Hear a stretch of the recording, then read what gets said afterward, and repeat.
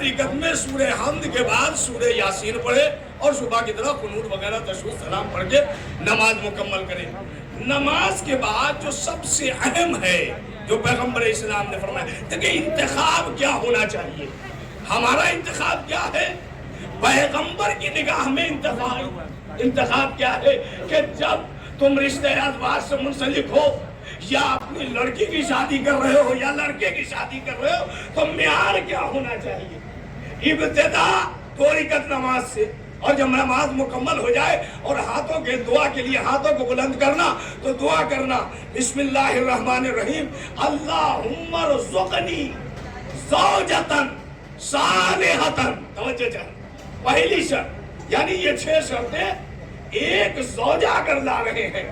میں نے کسی پروگرام میں یہی چندوارے میں ایک ولیمے میں خطاب کرتے ہوئے کہا تھا کہ ہمیں پیغمبر نے اور معصومین نے ارشاد فرمایا ہے کہ جب تم اپنے گھر زوجہ لانے کا ارادہ بناؤ تو ذہن میں یہ رہنا چاہیے، جہاں ذہن میں یہ ہے کہ میں اپنے لیے زوجہ کا انتخاب کر رہا ہوں، وہی ذہن میں یہ رہے کہ میں اپنے بچوں کے لیے ماں کا انتخاب کر رہا ہوں۔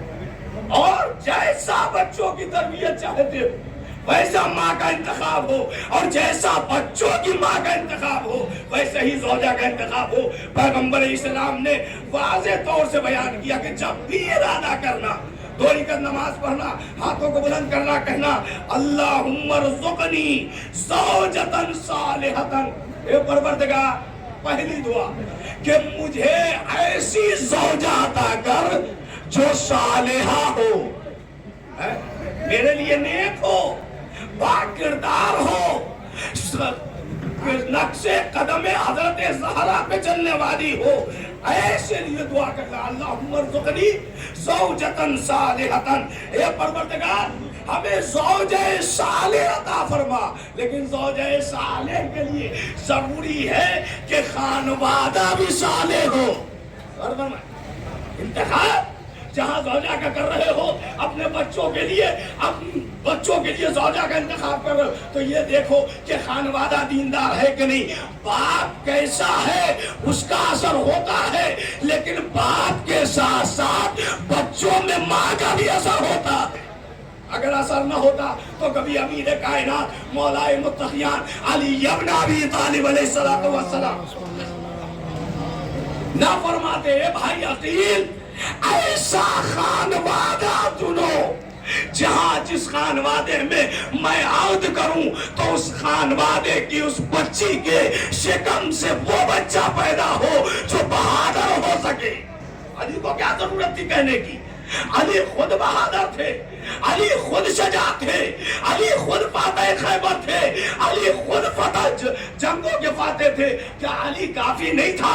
لیکن علی یہ کہہ کے بتانا چاہ رہا ہے کہ بچوں میں جتنی تاثیر باپ کی ہوتی ہے اس سے کہیں زیادہ تاثیر ماں کی ہوتی ہے۔ اس لیے ماں کا گوشت پہلی یونیورسٹی ہے، پہلی کالج ہے، پہلا مدرسہ ہے، پہلا تربیت گاہ ہے۔ جب یہ آغوش دیندار ہوگا تو بچہ خود بخود پرواز کرنے والا دیندار۔ انہی میں ارے کب صالحہ ہو، جب شہزادی کون ہے حضرت زہرا سلام اللہ علیہا کا امیر کائنات کے ساتھ ہوا، صبح ہوئی، پیغمبر نے پہلا سوال کیا، توجہ چاہو، بڑا قیمتی جملہ، اس لیے کہ اس موقع پر بیان نہ کیا جائے گا تو کب کیا جائے گا۔ میں کہتا ہوں کہ اس طرح کے جلسے ہونے چاہیے تاکہ اس طرح کی باتیں ہو، تاکہ ہم اس شرائط کو ذہن میں رکھ کر جب رشتے کا انتخاب کریں تو وہ رشتہ منزل تکامل پہ پہنچے گا، طلاق کی منزل پہ نہیں پہنچے گا۔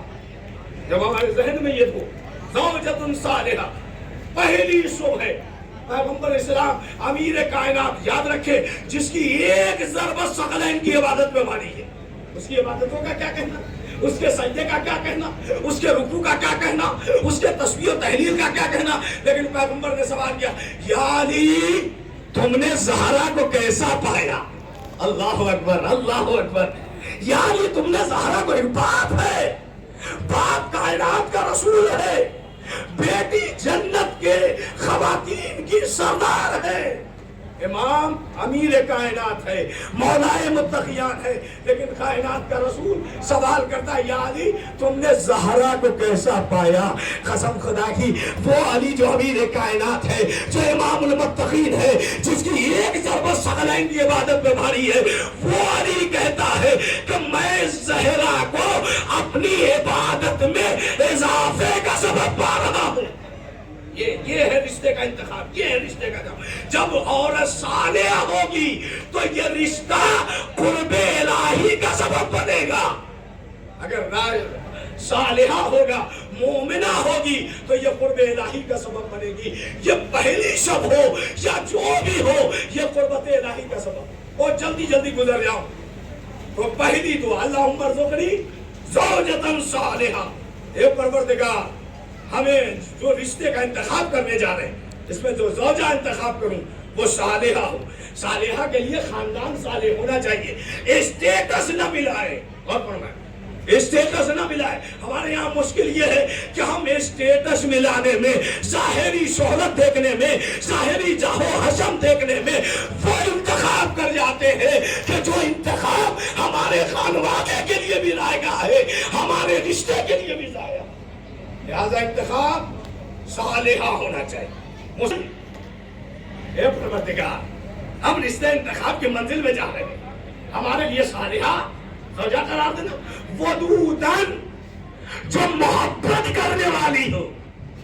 توجہ چاہ رہے اب وہ جو محبت کرنے والی ہے، انسیت کرنے والی ہے، جب یہ گھر میں آئے گی تو فقط شوہر سے محبت نہیں کرے گی بلکہ شوہر کے والدین سے بھی محبت ہوگی، بھائی سے بھی محبت ہوگی، بہنوں سے بھی محبت ہوگی۔ اب وہ رشتے کے لیے زنجیر بن کے ایک دوسرے کا سہارا بن کے کھڑی ہوگی، ایک دوسرے کے درمیان دیوار کھڑی نہیں کرے گی۔ ودودن محبت ہو، ایسا نہ ہو کہ ہماری شہرت سے محبت ہو، ہماری دولت سے محبت ہو، ہماری جاہ و حشم سے محبت ہو۔ نہیں، آج ہمارے اور آپ کے 10ویں امام حضرت امام علی علیہ السلام کی تاریخ میں سنیں گے میرا مولا کیا کہتا ہے۔ انشاءاللہ بقیہ بات کسی اور موقع پر نقل کرے گا۔ عورت کیسی ہو؟ صالحہ ہو، ودودن محبت اور انسیت کرنے والی۔ ہمارا 10واں امام جس کی آج تاریخ ولادت ہے، ذکر کر دوں تاکہ حق ادا ہو جائے۔ میرا مولا کہتا ہے کہ یہ رشتہ ازواج جو آج جوڑا گیا ہے اور جس کا ولیمہ ہو رہا ہے، یہ رشتہ ازواج صرف جسمانی سکون کا نام نہیں ہے بلکہ رشتے کو مستحکم کرنے کا ذریعہ۔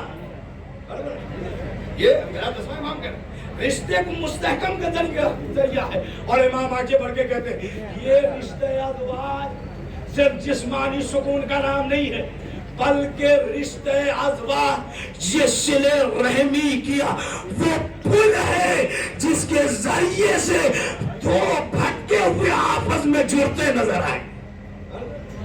یہ رشتہ ازواج صلہ رحمی ہے۔ ایک وہ انسان جس کو تم پہچانتے نہیں تھے، جس کو جانتے نہیں تھے، جس سے کوئی رابطہ نہیں تھا، جس سے کوئی تعلق نہیں تھا، لیکن آج اسے داماد بنا لیا تو اب رشتہ ازواج کی بنیاد پر جو تم سے ناآشنا تھا آج اسے وہ منزل دے رہے ہو جو ایک بیٹے کو دیا جا رہا ہے۔ کہا یہ کیا ہے؟ یہ کیا ہے؟ ایک وہ لڑکی جسے تم آج سے پہلے نہیں جانتے تھے، پہچانتے نہیں تھے، تمہارا تعلق نہیں تھا، خانوادے سے رابطہ نہیں تھا، لیکن جہاں سنت نبوی کے مطابق صیغہ عقد پڑھا گیا اب یہ صلہ رحمی کے ذریعے اتنی قریب ہو گئی کہ اب یہ ماں باپ کے لیے بہو کی منزل نہیں رکھتی بلکہ بیٹی کا معیار رکھتا ہے۔ جب تم اسے بیٹی سمجھو گے تو اب وہ تمہیں ساس سسر نہیں ماں باپ کا حق سمجھے گی، اور اسی گھر میں انسیت پیدا ہو، اسی گھر میں انسیت پیدا ہو۔ لہذا پیغمبر اسلام حضرت محمد مصطفیٰ صلی اللہ علیہ وآلہ وسلم نے فرمایا کہ جب بھی رشتہ ازواج منسلک ہونا تو دعا کرنا، تھوڑی دیر نماز پڑھنا، اللہم ارزقنی زوجۃ صالحۃ۔ یہ سب جملہ مکمل گھنٹے بھر بیان ہو سکتا ہے، لیکن چونکہ ابھی ہمیں کہیں جانا ہے لہذا ختم کروں۔ ودودن محبت کرنے والی ہو، ولودن، توجہ چاہ رہا، کیسی ہو؟ ایسی ہو جس کے ذریعے سے ہماری پاک و پاکیزہ نسلیں بڑھ سکے، ایسی عورت کا انتخاب کریں۔ وَشُكُورًا، اللہ اکبر، قسم خدا کی اگر یہ معیار ہو جائے، یہ معیار ہو جائے، 90% طلاق خود بخود بند ہو جائے، 90% طلاق۔ توجہ چاہ رہا ہوں، صلوات پڑھیں محمد وعلی محمد پہ۔ بہت اہم 2-4 دقیقے اور بات ختم کر دیں۔ وَشُكُورًا، ایسی عورت کا انتخاب کرنا میرے لیے کہ جو شکر کرنے والی ہو۔ ہمارے گھر میں آئے تو معمولی سے معمولی نعمت میں شکریہ کرنے والی ہو۔ اب جو خدا کا شکر کرنے والی ہوگی وہ کبھی لباس کے لیے نہیں لڑے گی، کبھی زیور کے لیے نہیں لڑے گی، کبھی دولت کے لیے نہیں لڑے گی، بلکہ جتنا ہوگا اس پہ شکریہ ادا کرے گی، بلکہ شکریہ ادا کرنے کے لیے اپنا سب سے قیمتی ملبوس بھی سائل کو دکھا دے کر راہ خدا میں یہ بتا دے گی ہمارے لیے زینت یہ لباس نہیں ہے بلکہ کردار زینت ہے۔ صلوات پڑھے نا محمد، بن جل کے صلوات پڑھے محمد والے محمد پہ۔ زیادہ ہے پروردگار، میں جو رشتے ازواج کی دنیا کرتے جا رہا، ایسی زوجہ عطا کرنا جو صالحہ ہو، ودودن ہو، ولودن ہو، شکورن ہو، وقنوعا۔ صرف شکر کر لینا کافی نہیں ہے، صرف شکر کر لینا کافی نہیں ہے، بلکہ ایسی زوجہ کا انتخاب میرے لیے کرنا جو قنوعاً، قناعت پسند بھی ہو۔ اکثر طلاق کا نتیجہ آپ جا کر تلاشیں گے تو نتیجہ یہی ہوگا کہ قناعت پرستی نہیں ہے، قناعت پرستی نہیں ہے۔ اگر قناعت ہوگا تو شکر خود بخود ہو جائے گا۔ یاد ہے پروردگار، مفصل اس سارے جملوں پہ باقاعدہ تفصیل کی گفتگو کی ضرورت ہے، لیکن میں بات ختم کروں۔ اے پروردگار، میں رشتے ازواج سے منسلک ہونے جا رہا ہوں، لہذا میرے لیے ایسی عورت کا انتخاب کرنا جو صالحہ ہو، محبت کرنے والی ہو، صاحب اولاد بننے کی صلاحیت رکھتی ہو، شکوراً، شکر کرنے والی ہو، قنوعاً، قناعت پسند ہو، وغیورا، اے میرے مالک ایسی عورت ہو جو غیرت مند ہو۔